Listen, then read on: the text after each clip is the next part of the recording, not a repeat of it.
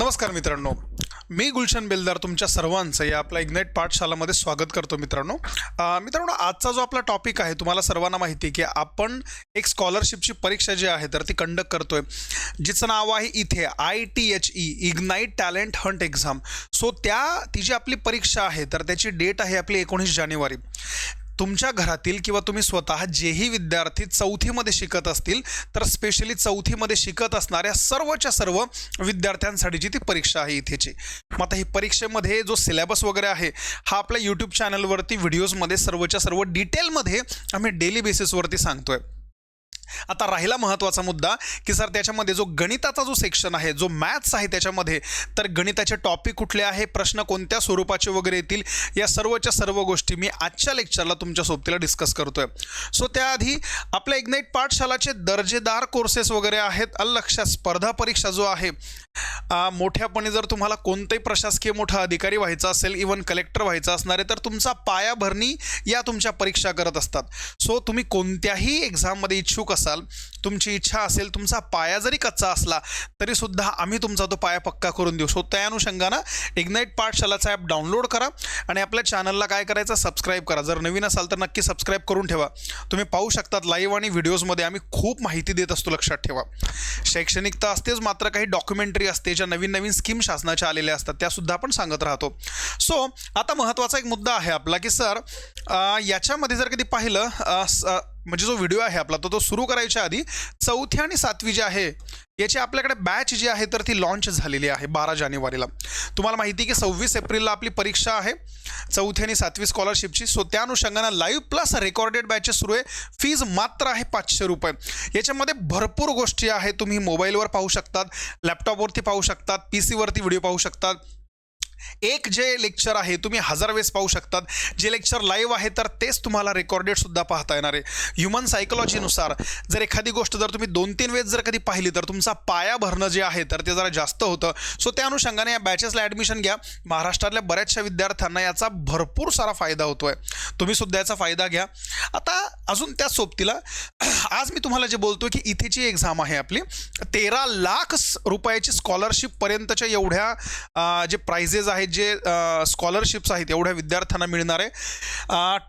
19 जानेवारीला चौथीसाठी आहे. चौथीमधून जे मुलं 5वीत जाणार आहे तर त्यांना एक परीक्षा देता येते ज्याचं नाव आहे नवोदय, जवाहर नवोदय विद्यालयाची एक्झाम असते. सो त्या अनुषंगानं आपली ही परीक्षा आहे. तुम्ही पाहू शकत असाल तर आपली बॅच त्याची जी आहे तर ती 27 जानेवारीला लॉन्च होते आणि त्याच्या आधी आपली ही एक्झाम आहे. कारण महाराष्ट्रातल्या तमाम विद्यार्थ्यांना त्याचा फायदा व्हायला हवा. पहिल्या 600 विद्यार्थ्यांना भरभरून आपल्याकडून स्कॉलरशिपचे जे आहे प्राइजेस आहेत, त्याच्यामध्ये बॅचेस आहे, त्याच्यामध्ये मटेरियल आहे, खूप साऱ्या गोष्टी तुम्हाला प्रोव्हाइड केल्या जातील. सो ॲडमिशन घ्या.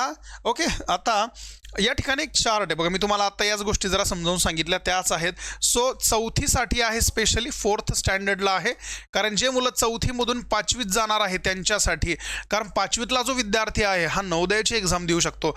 12वीपर्यंतचं शिक्षण मोफत आहे पालकांनो. लक्षात ठेवा, लाईफमध्ये सगळ्यात महत्त्वाचं काय आहे, आपण मुलांना कुठल्याही शाळेमध्ये टाकतो. लक्षात ठेवा, तुम्ही कुठल्याही शाळेमध्ये असाल, मात्र तुम्हाला माहिती की फार कमी तत्वावरती व्यवस्थितरित्या अभ्यास वगैरे होतो. मात्र जर तुम्ही या सेंट्रलच्या आहेत बरं का, लक्षात ठेवा, तुमच्या ओळखीमध्ये कोणी जवाहर नवोदय विद्यालयामधून जर कोणी शिकून आला असेल तर तुम्ही पहा त्यांचा IQ, त्यांची वर्तणूक, त्यांचा ॲटिट्यूड हा आपल्यापेक्षा फार वेगळा असतो.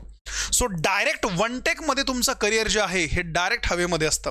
सो म्हणून सांगतोय तुम्हाला या एक्झामकडे लक्ष द्या. मोफत परीक्षा आहे, पैसे बिलकुल नाही आहेत. ऑनलाईन परीक्षा आहे, घरी बसून तुम्हाला फक्त एक्झाम वगैरे द्यायचे. सो त्या एक्झाममध्ये क्वेश्चन्स कसे येतील हेच सांगणारा आजचा हा व्हिडिओ आहे. विशेष जो आपला टॉपिक आहे तर हा आहे गणिताचा. त्याच्या आधी तुम्ही पाहू शकता तुमची रँक जर या रेंजमध्ये आली, नंबर ऑफ स्टुडंट आम्ही किती घेणार, त्याच्यानंतर तुम्हाला स्कॉलरशिप जी आहे, जी फीज आहे तर त्याच्यावरती तुम्हाला किती पर्सेंटेजमध्ये तुम्हाला स्कॉलरशिप दिला जाणार आहे, किती ऑफ होणार आहे, या सर्वच्या सर्व गोष्टी लक्षात. अमाऊंट ऑफ स्कॉलरशिप आणि तुम्हाला फक्त किती रुपये पेड करायचे आहे, एवढा महत्त्वाचा मेन मुद्दा आहे. सर्व विषय शिकवले जातात. जबरदस्त अफलातून विषय सर्वच्या सर्व फॅकल्टी आम्ही तुम्हाला शिकवत राहतो. सो आता सगळ्यात महत्त्वाचं की सर सिलेबस काय काय आहे. सो गणिताचा जो सिलेबस आहे हा एकदम सिंपल ठेवलेला आहे बघा.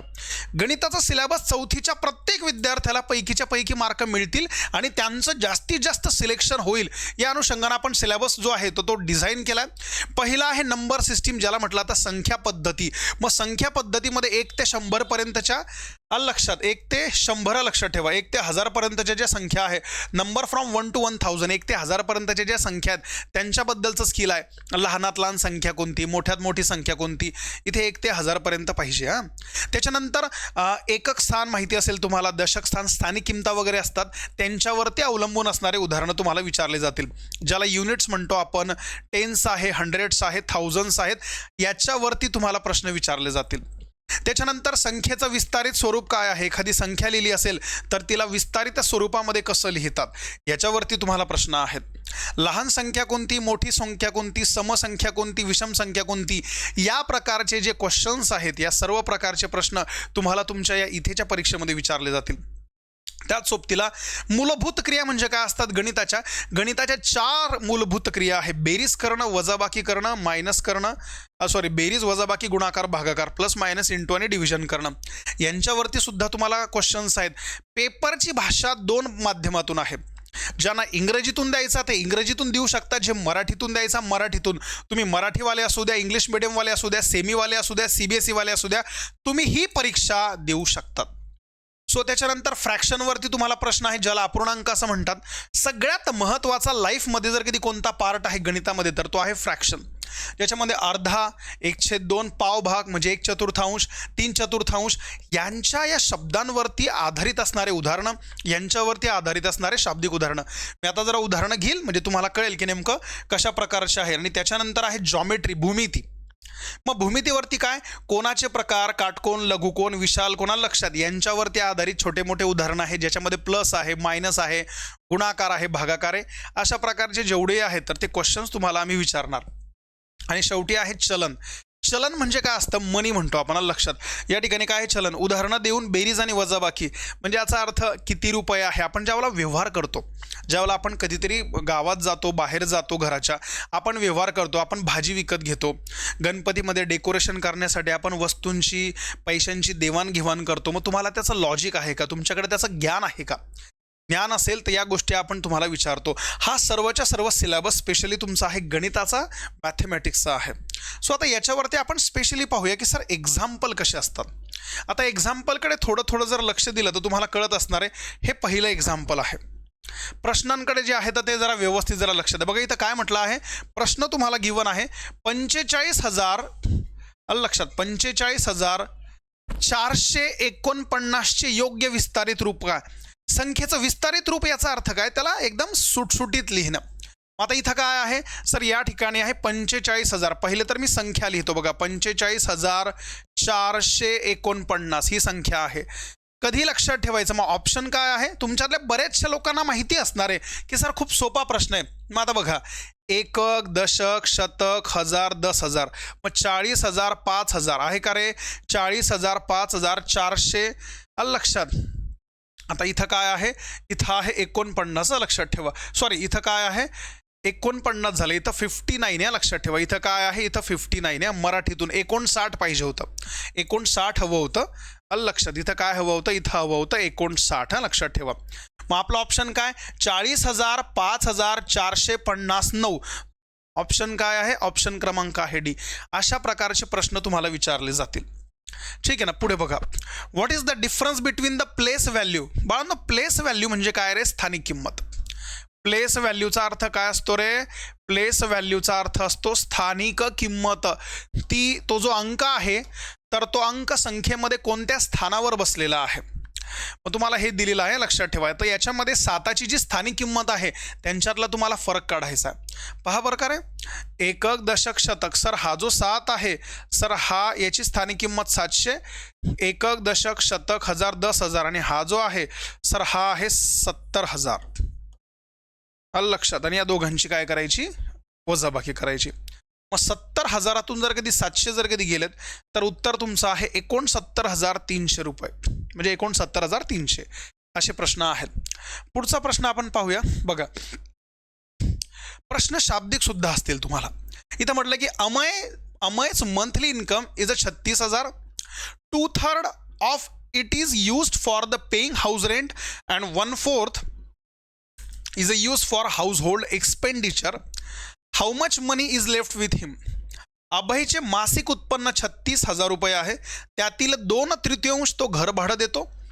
आलं लक्षात, 2/3 बरं का, लक्षात ठेवा, 2/3 आणि 1/4 तो काय करतो, घरासाठी खर्च करण्यासाठी पैसा वापरतो.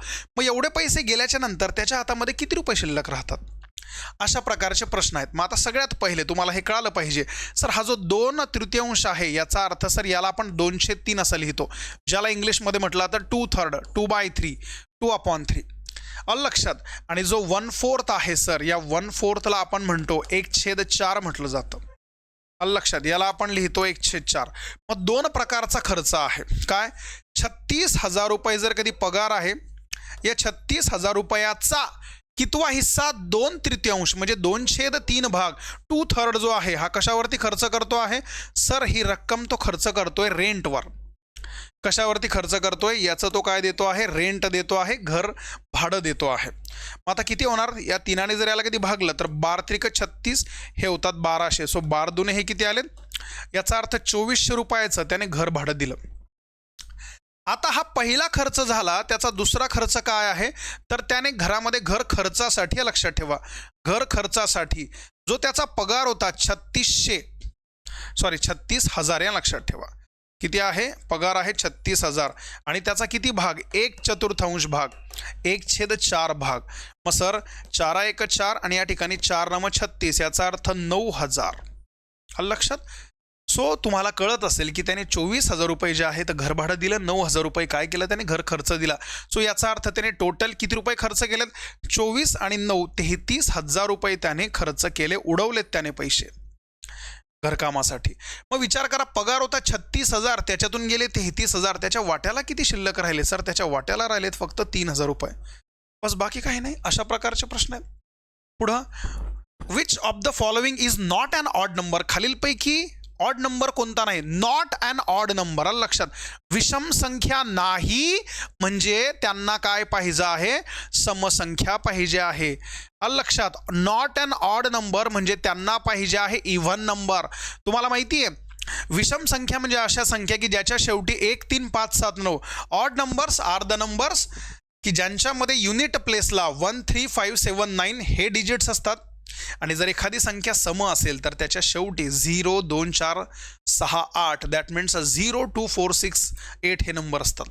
मग त्याच्यामध्ये समसंख्या कोणती आहे? Not an odd number. मला तर एकच सापडते आहे, तुम्हाला पटकन कळाले असणार आहे की 370 ही संख्या आहे सर.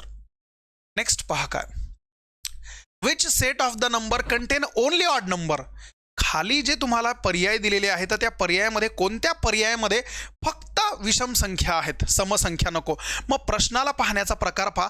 जर त्याला फक्त विषम संख्या हवी आहे असा ऑप्शन आपल्याला कॅन्सल करावा लागेल की ज्याच्यामध्ये एखादी समसंख्या दिसेल, कारण सर्वच्या सर्व विषम पाहिजे आहेत. काम सोपं झालं. मग याचा अर्थ 38 आहे, कॅन्सल झाला. 46 आहे, कॅन्सल झाला, कारण हा विषम आहे ना. मी कशाला पाहू? मला सर्वच्या सर्व ऑड पाहिजेत ना. आलं लक्षात. हा काय आहे? हा सुद्धा गेला. मग एकच शिल्लक राहिला. याच्यामध्ये सर्वच्या सर्व संख्या काय आहेत? ऑड आहेत, विषम आहेत. आलं लक्षात. हा पुढचा प्रश्न पहा बरं का. आता इथं पहा काय, इथं प्रश्न असा आहे, मिस्टर लाल बॉट अन ओनियन. मिस्टर लाल आहेत, श्रीमती लाल आहे, मिसेस लाल आहे, लक्षात ठेवा. यांनी काय केलं? कांदे विकत घेतलेत. यांनी काय घेतलेत सर? कांदे विकत आणलेत. चांगली गोष्ट आहे बघा, कांद्यांची गरज असते आपल्याला रोजच्या घरात.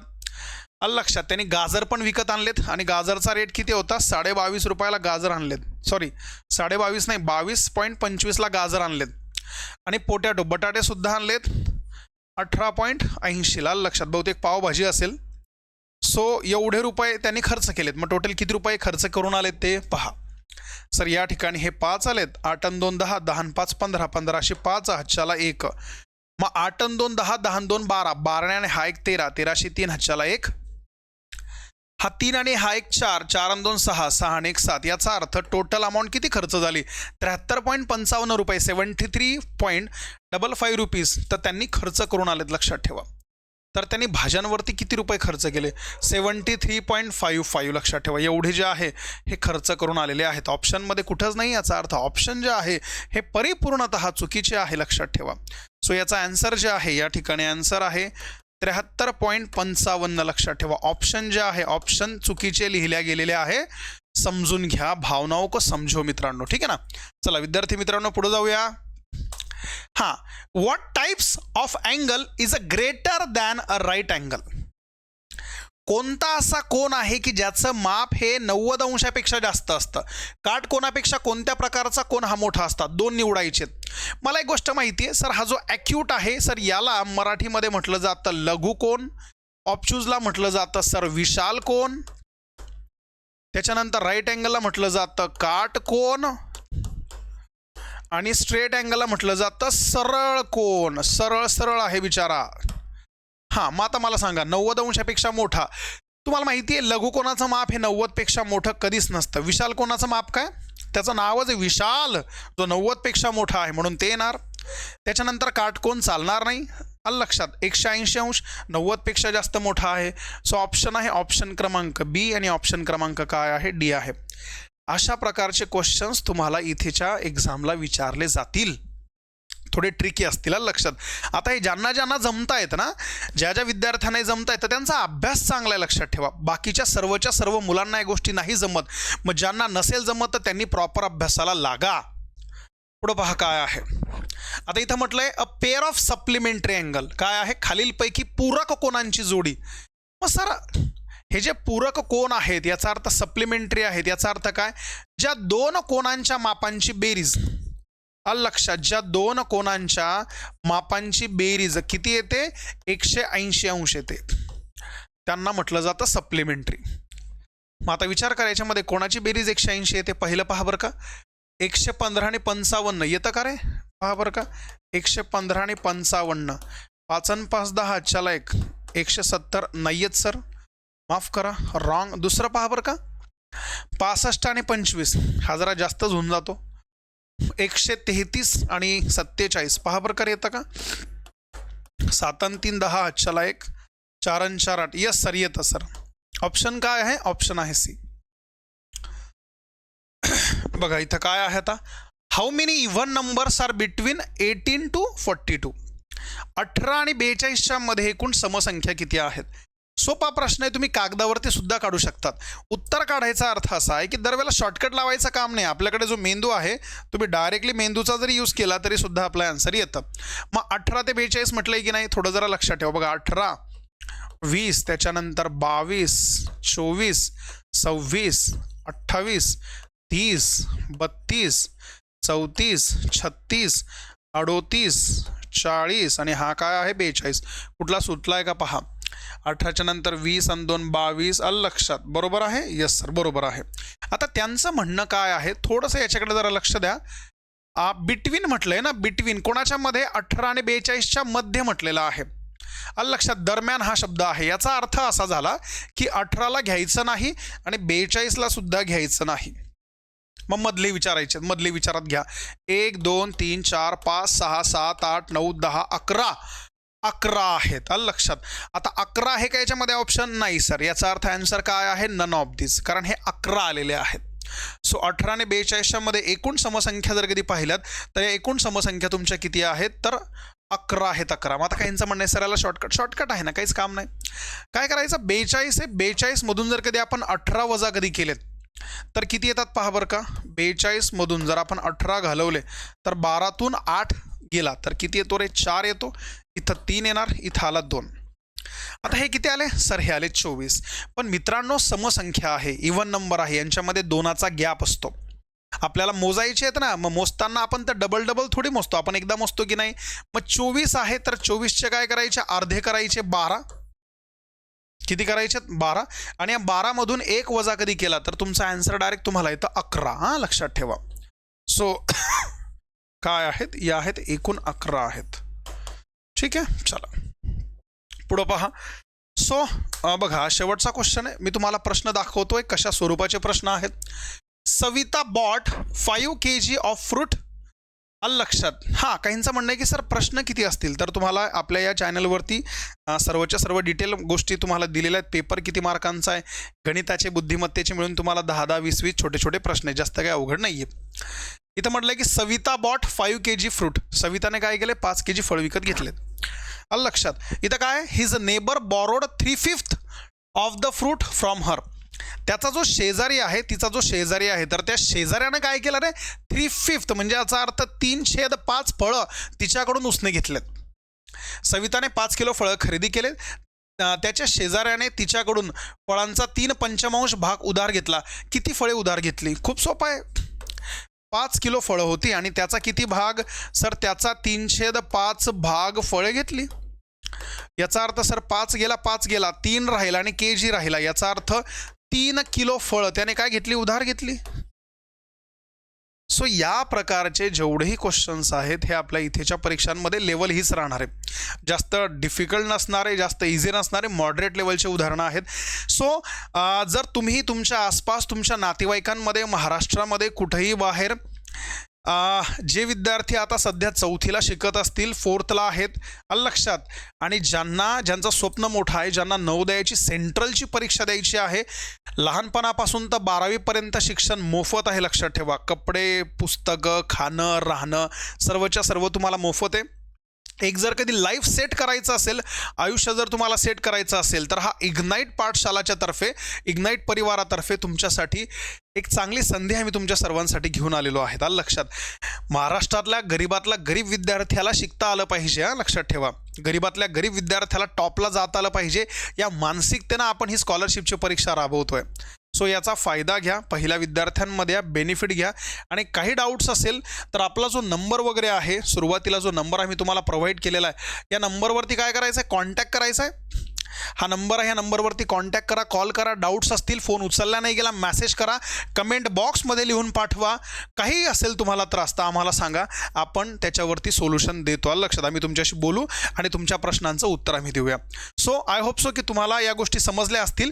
जर तुम्हाला मी जे बोललेलो आहे जर कधी कळालं असेल तर कमेंट बॉक्समध्ये मला त्याचा थम्सअप करा की यस सर आम्ही रेडी आहोत म्हणून. ठीक आहे. सो पुढच्या लेक्चरला अशाच एका व्हिडिओसोबत लवकरच आपण भेटूया. तोपर्यंत थँक्यू.